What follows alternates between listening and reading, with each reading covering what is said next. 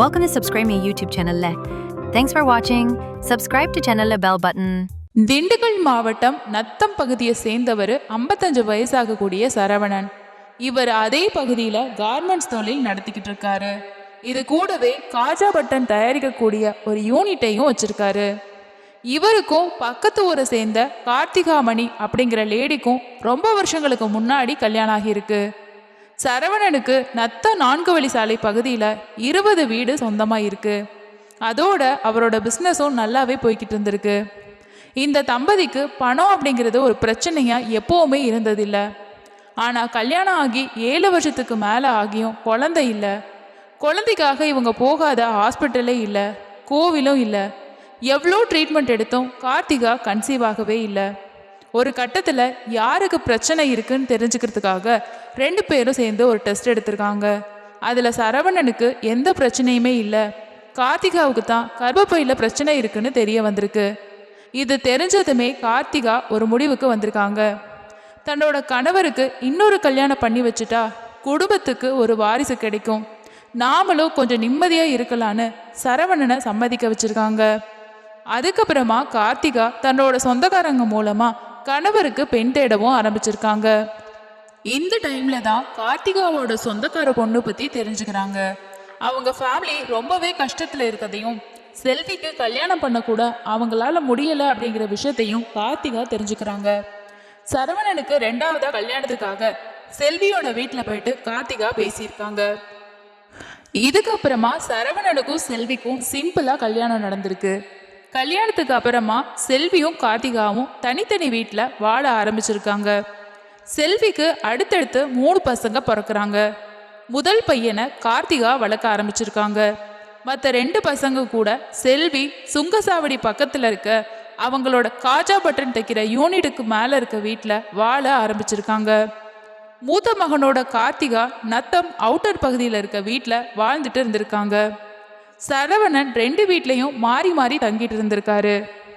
Mostly Saravanan பகல் டைமில் காஜா யூனிட்க்கு வந்துட்டு அங்கே உள்ள வேலையை பார்த்துட்டு செல்வி கூட மத்தியானம் சாப்பிட்டு நைட்டுக்கு கார்த்திகா வீட்டுக்கு போகிறத வழக்கமாக வச்சுருந்துருக்காரு. அதிகமாக கணவர் முதல் மனைவி வீட்டில் இருக்கனால செல்வி தொழிலை பார்த்துக்கிட்டு பசங்களை ஸ்கூலுக்கு அனுப்பிக்கிட்டு ஃப்ரீயாக தான் இருந்திருக்காங்க. இந்த டைமில் தான் அவங்களுக்கு ஒரு சின்ன பையனோட தவறான உறவு ஆரம்பிச்சிருக்கு. சரவணனோட காஜா யூனிட்க்கு ஆப்போசிட்டில் ஒரு டீ கடை இருக்குது. அந்த கடை ஓனரோட 22 வயசு பையன்தான் சலீம்ராஜ்.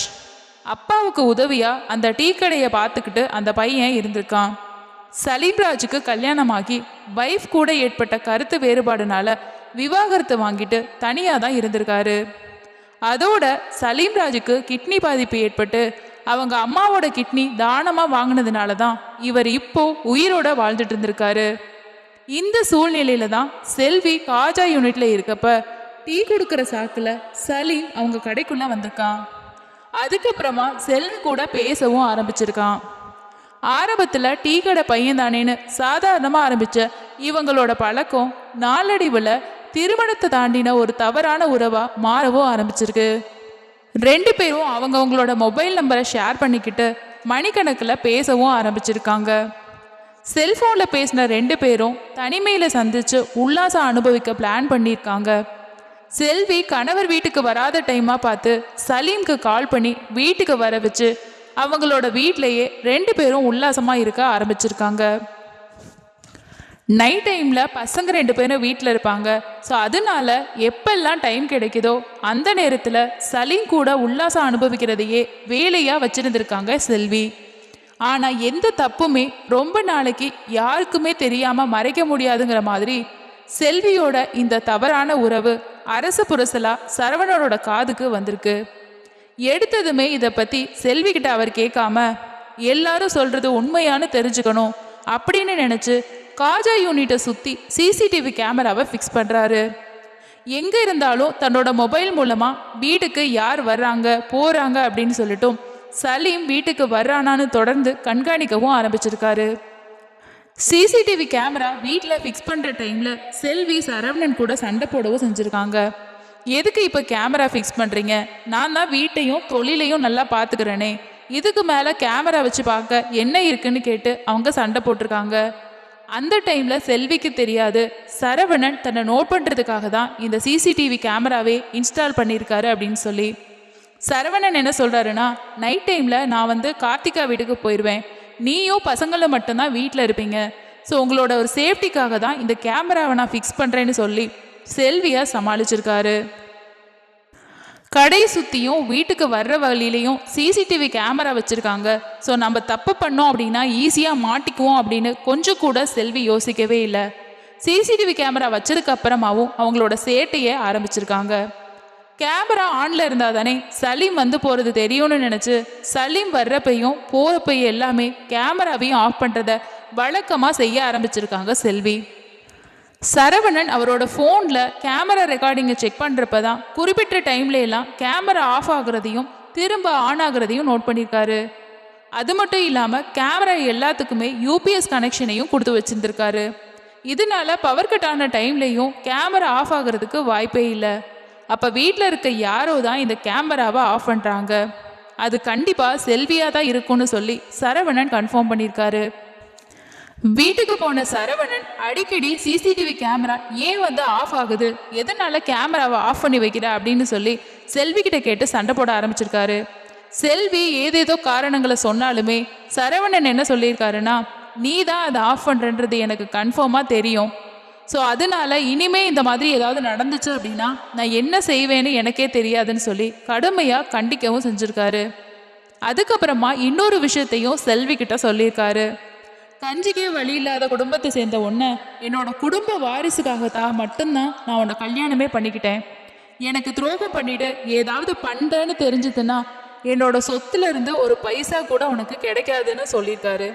நீ திரும்பவும் உங்களோட அம்மா வீட்டுக்கே போயிட்டு அங்கேயே நீ குப்பை கொட்ட வேண்டியதுதான் சொல்லி செல்வியை கடுமையாக கண்டிக்கவும் தாக்கவும் செஞ்சுருக்காரு. இதனால செல்வி ரொம்பவே விரக்தியாகியிருக்காங்க. தன்னோட கணவர் தன்னை அடித்ததையும் தன்னை பற்றி சொன்னதையும் சலீம் கிட்ட சொல்லி புலம்பவும் செஞ்சுருக்காங்க.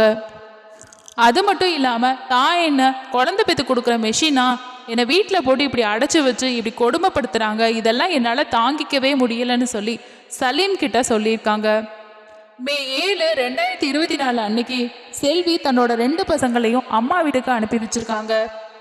நைட்டு யூனிட்டை பூட்டிட்டு சரவணனும் கார்த்திகா வீட்டுக்கு போயிருக்காரு. இந்த டைமை வேஸ்ட் பண்ணக்கூடாதுன்னு நினைச்ச செல்வி சலீம்க்கு கால் பண்ணி வீட்டுக்கு வர வச்சிருக்காங்க. வீட்டுக்கு வந்த சலீம் செல்வி கூட நைட்டு அவங்க வீட்டிலேயே சாப்பிட்டுட்டு 2 பேருமே தூங்க போயிருக்காங்க. அப்போ சலீம் டெய்லியும் கிட்னி பிரச்சனைக்காக சாப்பிட்ற ஒரு 9 டேப்லெட்டையும் நைட்டு தூங்க போகிறதுக்கு முன்னாடி சாப்பிட்ருக்காரு. நைட்டு இவங்க 2 பேரும் யாருமே இல்லைன்னு ரொம்பவே ஜாலியாக இருந்திருக்காங்க. அதோட அடுத்த நாள் காலையில் சலீம் எழும்பவே இல்லை. நைட்டு சாப்பிட்ட டேப்லெட்டோட மயக்கத்தில் ரொம்ப நேரம் தூங்கியிருக்காரு. செல்வியும் பசங்க இல்லை அப்படின்னு நினச்சிக்கிட்டு எதுக்கு நம்ம சீக்கிரமாக எழும்பணும்னு சலீம் கூடயே தூங்கியிருக்காங்க. 2 பேருமே ரொம்ப நேரம் தூங்குனதில் டைம் காலையில் 10 மணிக்கு மேலே ஆகிருச்சு. சலீமோட அப்பா அவங்களோட டீ கடையை திறந்துட்டாரு. இன்னொரு பக்கம் சரவணனும் காஜா யூனிட்டை திறக்கிறதுக்காக வந்திருக்காரு. இப்போ வீட்டில் தூங்கிட்டு இருந்த சலீமை எழுப்பி பெட்டுக்கு கீழே செல்வி மறைஞ்சுக்க சொல்லியிருக்காங்க. சரவணன் வீட்டுக்கு வந்தப்ப எதுவுமே தெரியாத மாதிரி செல்வி அவரை சமாளிச்சிருக்காங்க. கொஞ்ச நேரத்திலேயே சரவணன் என்ன சொல்லியிருக்காருன்னா, யூனிட்டை ஓப்பன் பண்ணி விட்டுட்டேன், வேலைக்கு ஆளெல்லாம் வந்துட்டாங்க, நீ கொஞ்ச நேரம் பார்த்துக்கோ, எனக்கு வெளியில் முக்கியமான வேலை இருக்குது, நான் போயிட்டு அதை முடிச்சுட்டு வந்துடுறேன் அப்படின்னு சொல்லி வீட்டிலேருந்து வெளியில் கிளம்பி போயிருக்காரு. இவர் போனது தான் கரெக்டான டைமு. இப்போ நம்ம சலீமை வீட்டிலேருந்து வெளியில் அனுப்புனாதான் திரும்ப அவர் வர்றதுக்குள்ளே நம்ம மாட்டிக்க மாட்டோம்னு நினச்சி செல்வி சலீமை ரெடியாகி வீட்டுக்கு வெளியே அனுப்ப வந்திருக்காங்க. அப்போது வீட்டோட டோரை திறந்தப்பதான் அவங்களுக்கு ஒரு பெரிய ஷாக் அங்கே காத்துட்டு இருந்திருக்கு. சரவணன் வீட்டுக்கு வெளியில் இவங்க 2 பேரையும் கையும் களவுமா பிடிக்கிறதுக்காக வெயிட் பண்ணிட்டு இருந்திருக்காரு. எவ்வளோ சொல்லியும் கேட்காம அந்த பையனோட தப்பான உறவு வச்சிருக்கியான்னு சொல்லி செல்வியை சரமாரியா சரவணன் தாக்கவும் ஆரம்பிச்சிருக்காரு. இதை பார்த்த சலீம் சரவணனை பிடிச்சு கீழே தள்ளி விட்டுருக்கான். சரவணனை உயிரோட விட்டோம் அப்படின்னா நம்ம 2 பேத்துக்கும் பிரச்சனைன்னு நினச்சி சரவணனோட கையையும் காலையும் சேலையால கட்டி அவர் சத்தம் போடக்கூடாதுன்னு சொல்லி துணியால அவர் வாயை பொத்தியிருக்காங்க. அடுத்ததா சலீம் என்ன பண்ணியிருக்கானா, சரவணனோட கழுத்தை பிடிச்சி நெரிச்சிருக்கான். இதில் அவர் மூச்சு திணறி கொஞ்சம் கொஞ்சமாக தன்னோட சுயநினைவையே இழக்க ஆரம்பிச்சிருக்காரு. சரவணன் கொஞ்சம் கூட உயிரோடு இருந்துடக்கூடாது, அவனை சாகடிக்கணும் அப்படிங்கிற ஒரு வெறியில சலீம் தலையணையை கொண்டு வந்து அவரோட முகத்தில் வச்சு அழுத்தியிருக்கான். தன்னோட காலால் அவரோட கழுத்தை மிதிச்சும் கொடூரமாக கொலை பண்ணுறாங்க. இதனால சரவணன் அந்த சம்பவ இடத்துலையே துடிச்சு இறந்தும் போயிருக்காரு. கொலையை மறைக்கிறதுக்காக 2 பேரும் சேர்ந்து ஒரு பிளான் போட்டிருக்காங்க. தூங்குறப்ப செத்த மாதிரி இருக்கணும்னு நினச்சி சரவணனை தூக்கிட்டு போயிட்டு பெட்டில் படுக்க வச்சுட்டு சலீம் அங்கேருந்து தப்பிச்சு போயிருக்கான்.